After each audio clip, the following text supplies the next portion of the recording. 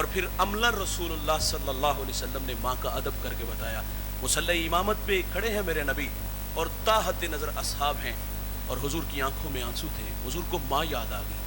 بھائی جان جس نے دکھوں کا، اور یہ میں نے عرض کیا کہ یہ مکی دور نہیں مدنی دور ہے، یہاں آداب کی آیتیں اتر چکی ہیں اور صحابہ کتار اندر کتار کھڑے ہیں. یار جس شخص نے دکھوں کا دور دیکھا ہو، خوشحالی آئے تو انسان آرزو ضرور کرتا ہے کہ کاش میرے ماں باپ زندہ ہوتے تو میرے سر پر عزت کی دستار دیکھتے.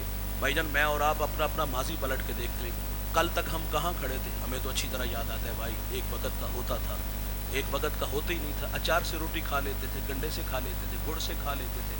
وہ کسی نے فقیر سے پوچھا تھا بابا سب سے مزیدار چیز کون سی ہوتی ہے؟ جگہ پدر کو اوجڑے ویران دسترخوان میں یاد آتے. غربت بہت بڑا امتحان ہے. میں شارع ابراہیم خلیل پہ بیٹھا تھا تو میرے ساتھ ایک احرام سے لپٹا نوجوان آیا. میں نے بے تکلفی سے اس کے کندھے پہ ہاتھ رکھا.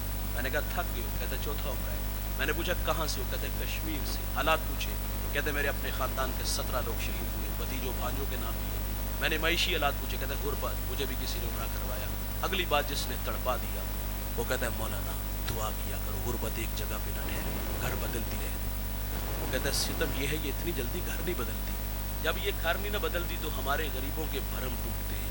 غموں کی دھوپ میں کاٹا ہے زندگی کا سفر، راستے میں کوئی شجر سایہ دار نہ تھا. زمین پہ اترو یار، شجر سایہ دار بھی بنو، شجر پھلدار بھی بنو. ہستی پلکوں کے نیچے ہم بھی پلتے ہیں، مگر کون دیکھتا ہے اتنی گہرائی میں. غربت بہت بڑا امتحان ہے یار. یاد آتا ہے وہ بیتا ہوا گزرا ہوا زمانہ کہ کبھی دسترخوان ویران ہوتے تھے، آج دسترخوان پہ انواع و اقسام کے کھانے پھل. انسان آرزو کرتا ہے کاش میرے ماں باپ ہوتے. یار کبھی زمانہ تھا کو گلی محلے میں ہمیں نہیں جانتا تھا، رشتہ دار بھی نہیں پہچانتے تھے. اور یہ ایک تلخ حقیقت ہے کہ غریب کا کوئی رشتہ دار ہوتا ہی کوئی نہیں. غریب تو کسی کو کال کر لے تو نواب کا بیٹا کال نہیں ریسیو کرے گا. کہیں قرض نہ مانگ لے، قرض دے دیا تو واپس کیسے کرے گا؟ او بھائی غریب خوددار ہوتے ہیں یار. ہاتھ پھیلانا تو ہی نے جستجو جانتے ہیں. وہ تو رشتوں کی قدروں کو جانتا تھا، یہ چچا کا، یہ تائے کا، یہ ماموں کا بیٹا ہے. لیکن وہ بھول گیا تھا کہ جہاں دولت ڈیرے جماتی ہے نا وہاں رشتے اور قدریں بدل جاتی ہیں. زندگی میں تھوڑے لوگ ملے بھائی کہ جنہوں نے اپنے آغاز کو یاد رکھا کہ میں کہاں سے شروع ہوا اور آج کہاں آ کے کھڑا ہوا. معذرت سے کہوں گا اکثر لوگ اوقات بھول جاتے. ایک جملہ ہے ان لوگوں کے لیے بھائی، اوپر جانے میں بڑا ٹائم لگتا ہے. جب اوپر جاؤ تو ہم مشورہ دیتے کہ جو راستے میں لوگ ملے نا ان کے ساتھ آتے میں رہیے گا، کیونکہ کبھی کبھی اوپر سے نیچے بھی آنا ہوتا ہے. تو نیچے آؤ گے تو بھائی راستے میں یہی لوگ ملیں گے. رابطہ اچھا ہوا زندگی اچھی گزرے گی، اگر رابطہ اچھا نہ ہوا تنہا رہ جاؤ گے، کوئی منہ بھی نہیں لگائے گا. اوپر جانے میں ٹائم لگتا ہے لیکن اوپر سے نیچے آنے میں کچھ زیادہ ٹائم نہیں لگتا. اور کبھی زمانہ تھا یار یہ رشتہ دار پہچانتے نہیں تھے. آج کسی کا بھتیجا، آج کسی کا بھانجا، آج کسی کا بھائی، آج کسی کا دوست. انسان آرزو کرتے کاش ماں باپ ہوتے تو یہ سر پہ عزت کی دستار دیکھتے. اور یار کبھی زمانہ تھا پاس سائیکل نہیں تھا، آج جہازوں کے سفر ہیں، دوڑتی گاڑیاں، فلک بوس عمارتیں، بنگلے پلازے، کیا کچھ نہیں اللہ نے دے دیا. انسان آرزو کرتا ہے. میرے ایک دوست نے گاڑی لی، میں نے مبارکباد دی تو بے اختیار آنکھوں میں آنسو تھے. میں نے کہا خوشی کے ہیں یا ماضی کی تلخیاں؟ وہ کہتا ہے ایک زمانہ تھا ماں بیمار ہوئی اور میرے پاس اتنے پیسے نہیں تھے کہ میں ماں کو گاڑی پہ بٹھا کے ہاسپٹل لے جاتا. وہ کہتا ہے ماں کو گدھا گاڑی پہ بٹھایا اور ماں راستے میں ہی زندگی کی بازی ہار گئی. وہ کہا یہ سب کچھ ہے، ماں نہیں ہے. مرنے والے یہ بات کیا جانے، جینے والوں پہ کیا گزرتی ہے. اپنوں کے بغیر دوست زندگی بڑی ادھوری ہوتی. میں 1997 میں قبلہ ثاقب صاحب کے پاس ہے دین سیکھنے آیا. میری والدہ نے حضرت کے ہاتھوں میں ہاتھ دی اور کہا میری آرزو ہے کہ جن راہوں کے آپ راہی ہو یہ بھی انہی راہوں کا مسافر. وہ 2 سال بعد دائی اجل کو لبیک کہہ گئی. ہم نے بھی جانا ہے لیکن جانے والے میں نے عرض کیا یاد بڑھا دیں. میں پورے پاکستان میں جاتا ہوں، عزتوں سے نوازا گیا لیکن کبھی کبھی آرزو میں چلتی اماں جی ہوتے پردے میں بیٹھ کے میری باتیں سنتے، مجھ سے حضور کی باتیں سنتے تو میرا قد کس قدر بڑھ جاتا. فطرت ہے انسان کی، انسان اپنوں کو ڈھونڈتا ہے. کاش میرے ماں باپ ہوتے.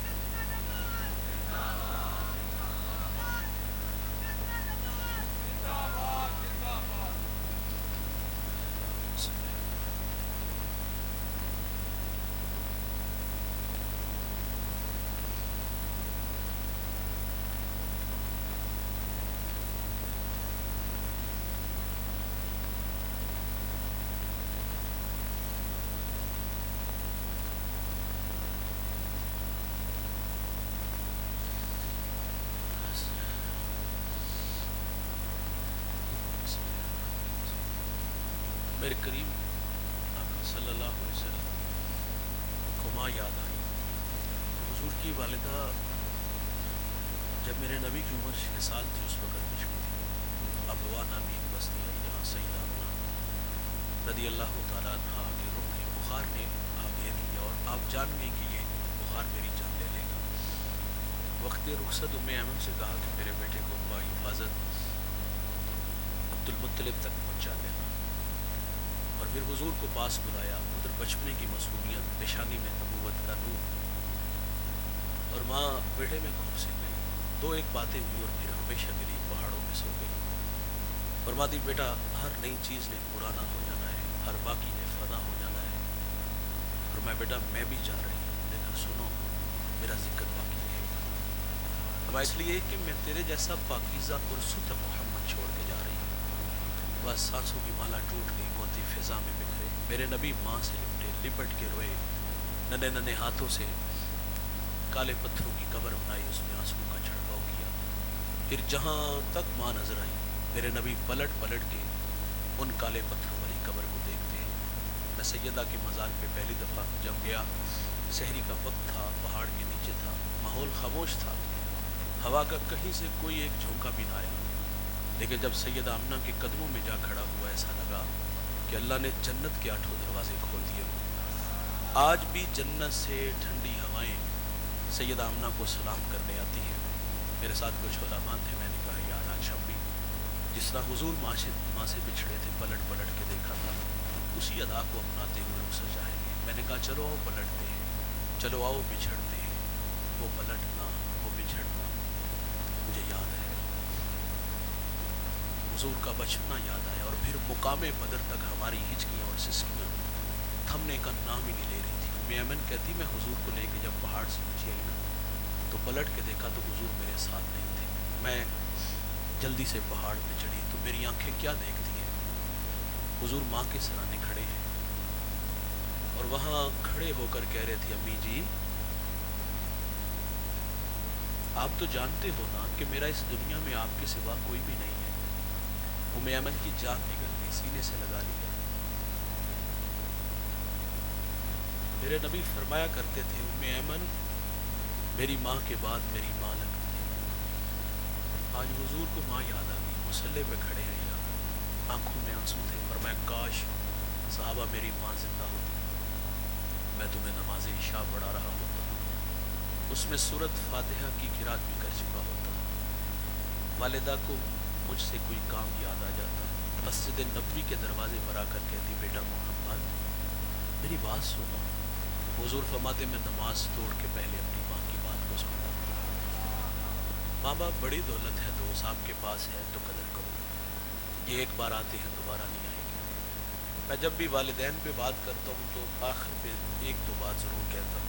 مانا کہ آپ لوگ بڑے ہو گئے ہو، آپ کے کندھوں میں بہت ساری ذمہ داری ہیں. ظاہر ہے صبح سے شام محنت مزدوری، تھکے آ رہے ہیں، نیند چاہیے، کھانا لینا ہے، بچوں کو ٹائم دینا ہے. میں کہتا ہوں یار آپ 24 گھنٹوں میں سے صرف 1 گھنٹہ اپنے ماں باپ کے لیے مختص کر پاؤں دبایا کرو، گپ شپ لگایا کرو، انہیں باہر گھمانے پھرانے لے جائیں، ان کے لیے تحائف لایا کرو یار. کبھی پھول لے آئے، کبھی کپڑے لے آئے، کبھی کبھی ابا جی سے پوچھا کرو یار ابا جی کو پرانا یار، پرانے دوستوں کی کہانیاں بڑی دل آویز ہوتی ہیں یار. اپنے ماں باپ کو پھر پرانے دوستوں کی کہانیاں سن کے پھر ملانے بھی لے جایا کرو.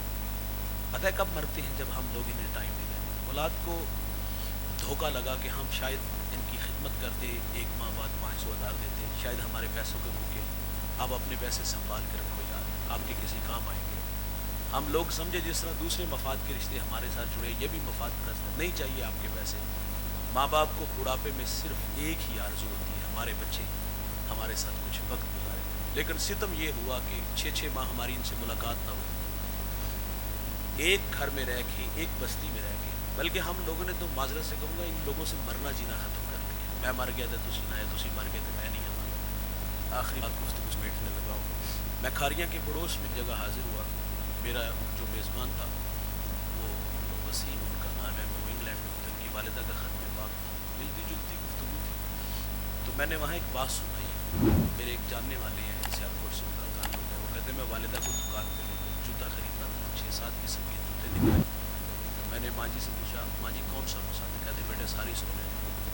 تو وہ کہتا میں نے دکاندار سے کہا کہ ساری پیک کر دو۔ تو والدہ نے کہا بیٹے ایک چاہیے، کہا ماں تجھے سارے پسند ہیں سارے لینی چاہیے۔ مجھے اچھا لگا، یہ کہیں کہیں دیکھا نا، ہم گن گن کے دیتے جو دیتے ہو پھر ان کا حساب بھی لیتے کہ تھوڑی گھڑی تھک جائے۔ یہ بات میں نے وہاں سنائی تو وہ وسیم مجھے گاڑی تک چھوڑنے آیا، دل کو چھو لینے والی بات کیا گیا۔ کہتا ایک دفعہ میں والدہ کو کال کیا ماں جی ٹھیک کر رہے ہو؟ مجھے کہتی بیٹا ساگ بنا رہی ہیں کھانا ہی تیار ہو، حکمن کہا؟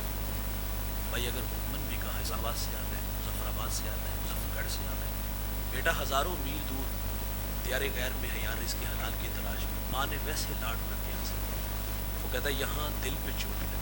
وہ کہتا 3 گھنٹے میں ایئرپورٹ پہ تھا، وہاں سے فلائٹ لی اور 9 گھنٹے میں پاکستان، اور ماں کے ہاتھ کا پکا ہوا کے ساگ بھی کھایا تھا۔ یار محبت کہاں ہواؤں فضاؤں میں اڑاتی ہوئی قدموں میں لے گئی۔ ہم ایک ہی گھر میں ایک ہی بستی میں رہ کے ہم ان سے 6 ماہ نہ ملے تو یہ کتنے زخمی ہوتا۔ ماں باپ ہیں تو بھائی قدر کرو، ناراض ہیں تو